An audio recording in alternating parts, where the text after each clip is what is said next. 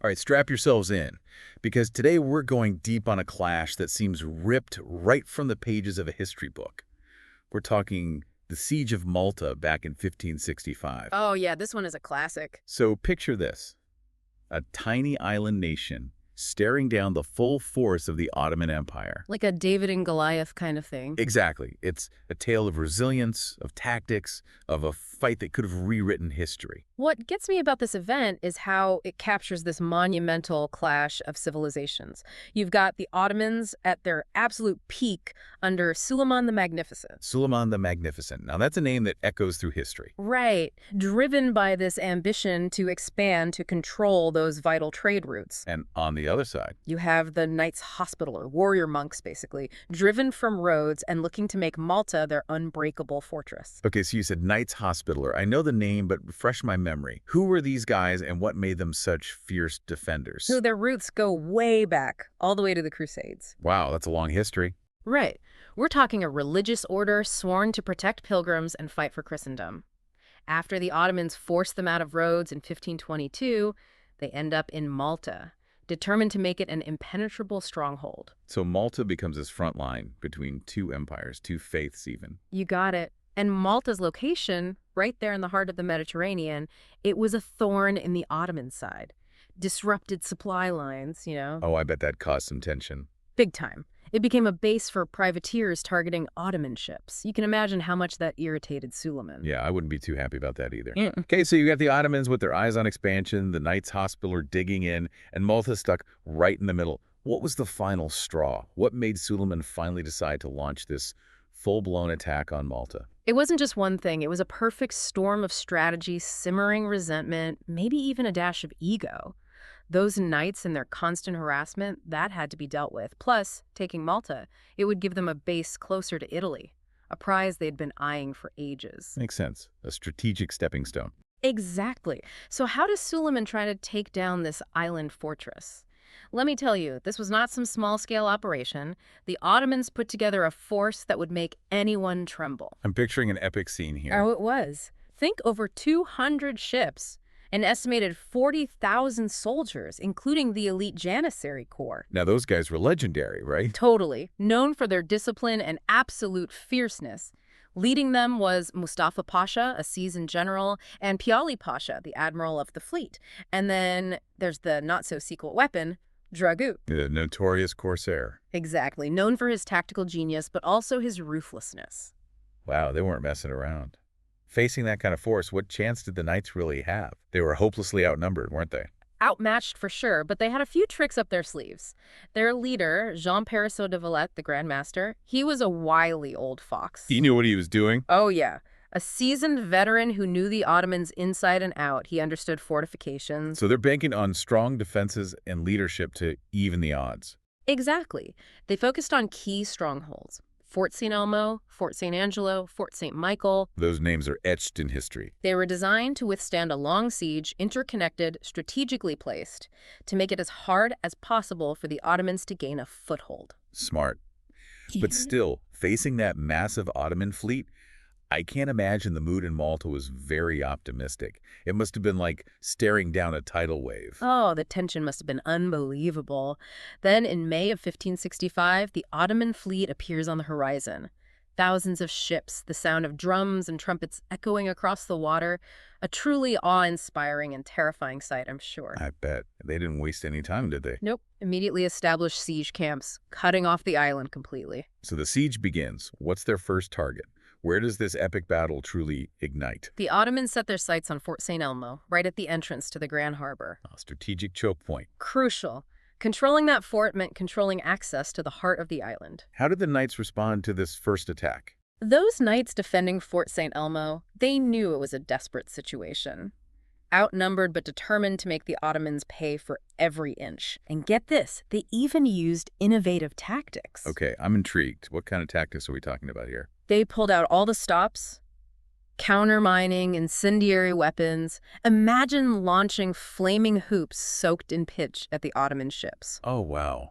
That's brutal. They even had something they called Greek fire, a terrifying concoction that would stick to anything and burn with unbelievable intensity. Talk about ingenuity born out of necessity. So they weren't just sitting ducks, they were actively fighting back. Right. They used the terrain to their advantage. Narrow passages became killing zones. Nighttime raids harassed the Ottomans, sabotaging their siege engines. Every day they held out must have felt like a victory. Absolutely. But as you can imagine, the Ottomans, they eventually overwhelmed the defenders at Fort St. Elmo. It was a brutal fight, lasted a whole month. A Pyrrhic victory, you could say. Absolutely. Cost the Ottomans time and a lot of casualties. But it was a blow to the Knights. And you could tell it planted a seed of doubt in the Ottomans, too. Interesting.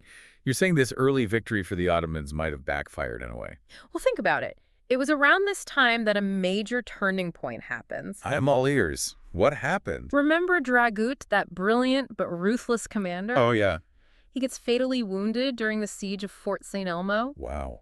That's a huge blow. It sent shockwaves through the Ottoman ranks. He was a master strategist. His loss really messed up their coordination, hit their morale hard. I can imagine. Some historians believe that if Dragut had lived, well, the siege might have had a very different ending. So even in victory, the Ottomans suffer a significant loss.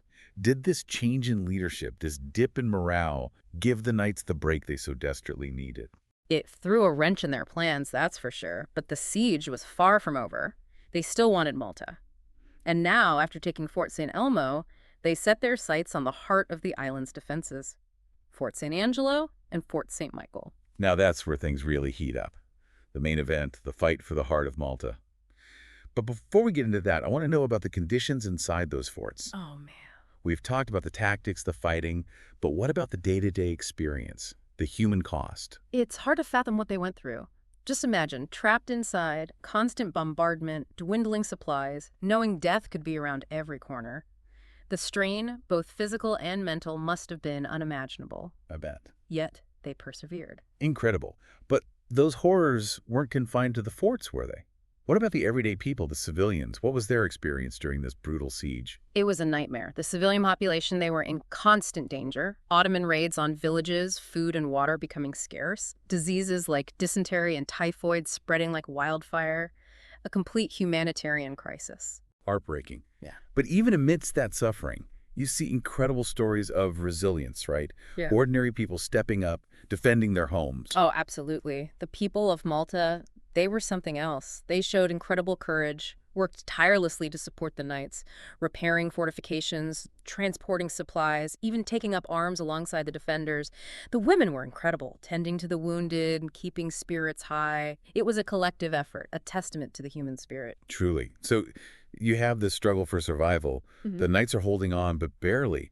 What about those reinforcements? I remember they were promised help, right? Yeah. When does that relief force finally arrive? That aid from Spain, it was agonizingly slow. For the defenders, each day must have felt like an eternity. Supplies were running out, manpower was stretched thin, battered but not broken. Their resolve fueled by desperation, but also by hope. It must have felt like a race against time. Every second counted. Each day must have felt like a year. Yeah, with the clock ticking. So what was the mood like inside those besieged forts? It was grim. Rations got slashed, disease was spreading like crazy, and that constant bombardment just wore them down. De Valette, the Grand Master, how did he handle this pressure cooker? De Valette, he was everywhere. Moving from fort to fort, rallying his men, trying to keep their spirits up even as hope was fading. He sounds like the real deal, a true leader. What was it about him? How did he hold those Knights together when everything was falling apart? He was one of them. Shared their hardships. You'd find him right there in the thick of it, fighting alongside his men, risking his life. That kind of leadership, leading by example, that inspires loyalty, you know? Definitely. People will follow someone who's in the trenches with them. But leadership alone can only go so far, right? Even with someone like De Valette at the helm. Did those Spanish reinforcements, did they show up in time to turn the tide? They did, but it was a nail-biter. September 1565, after what felt like an eternity, a fleet of Spanish ships appears on the horizon. Talk about a sight for sore eyes. I can only imagine the relief those defenders must have felt. The cheers erupting from those forts. So what did the Ottomans do? Did they just pack up and leave, or was there a final desperate fight? Well, the Ottomans, they'd been at it for months. Heavy losses, logistical nightmares, it had taken its toll. War is exhausting, even for the victors. For sure. And the arrival of the Spanish, while not a huge force, it tipped the scales. It was as much a mental blow as a military one. So the momentum shifts. Paint us a picture. What happens in those final moments? The Ottomans, realizing they're in a bad spot, they launch these desperate attacks trying to salvage something. One last push. But the fight's gone out of them. Their attacks lack that earlier ferocity. And the defenders, they're energized, reinvigorated by the arrival of their allies. So it's a combination of the Ottomans losing steam and the Maltese getting a second wind. Exactly. And then the Ottomans begin to retreat. This once mighty fleet, now depleted and demoralized, they sail away, leaving behind the shattered remnants of their ambitions. The siege is over. Finally over. A victory against impossible odds. What a moment. I imagine the reactions on both sides must have been intense. Relief, joy, grief. What was it like? On Malta, it must have been incredible. Celebrations erupting, relief flooding the island, but also solemn remembrance for those lost. It was a victory, but a costly one. The Ottomans, well, they tasted defeat. Their image of invincibility shattered. This had repercussions. It forced them to rethink their whole approach. And that's what I wanted to get into, those repercussions. Yeah. This stunning Maltese victory, what did it mean for the bigger picture? The Siege of Malta, it marked a turning point in Ottoman expansion. It showed they weren't unbeatable. That even giants could bleed. Exactly. And it emboldened European resistance. It shifted the power dynamics in the Mediterranean. So not just a win for Malta, but a symbolic win for Europe as a whole. You could say that. It was a rallying point for European powers, proof that they could stand up to the Ottomans if they worked together. That newfound confidence, it would lead to the formation of the Holy League and eventually the decisive victory at the Battle of Lepanto in 1571. Wow, talk about a ripple effect. But let's bring it back to Malta. What happened to the island after this siege? Rebuilding after that level of devastation must have been a monumental task. The island was in ruins, but the Maltese people, they're known for their resilience and they set about rebuilding. The siege, it became a defining moment for them. It forged a spirit of defiance, of independence that's still there today. That's incredible. And it wasn't just about rebuilding physically, was it? This event, it shaped their culture, their identity. Absolutely. The siege became ingrained in their folklore, their national memory. You see it in their art, literature, their commemorations. The courage, the resilience, the miraculous victory, it became a cornerstone of their identity, reinforced their unity and pride. Centuries later, it's still a powerful symbol. It speaks to something universal, the human spirit overcoming impossible odds.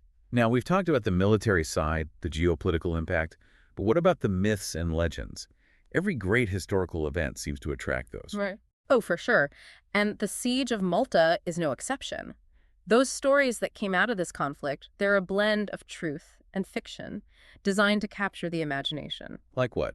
Give me an example. Well, there are stories of divine intervention, visions appearing to the defenders, angels fighting alongside them on the battlefield. Ah, the classic blurring of history and mythology. Right.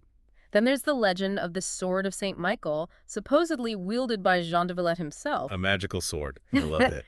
It was said to give him superhuman strength, inspire his troops. They might be more symbolic than factual, but it shows how deeply this event impacted people. For sure, they needed to find meaning in it, to turn individuals into heroes and to imbue the struggle with a sense of higher purpose. It reminds us that history isn't just dates and battles. It's stories, beliefs, interpretations. And that's what keeps it alive, a constant conversation between the past and the present. So speaking of connecting the past to the present, what lessons can we, here in the 21st century, take from the Siege of Malta? Anything we can apply to modern conflicts? It's a good question. Warfare has obviously changed a lot since the 1500s. But some things, they remain constant. Logistics, morale, strategy, they're still crucial in any long conflict. The Siege of Malta, it shows how important adaptability and innovation are. The defenders, they were constantly improvising, adjusting to counter the Ottomans. And it also highlights how important those seemingly small or forgotten places can be, right? Totally. The Siege of Malta, it shows how this tiny island can become the center of a huge power struggle. It reminds us that location, resources, they matter. And that resilience thing, the ability to bounce back, that's pretty timeless too. Absolutely.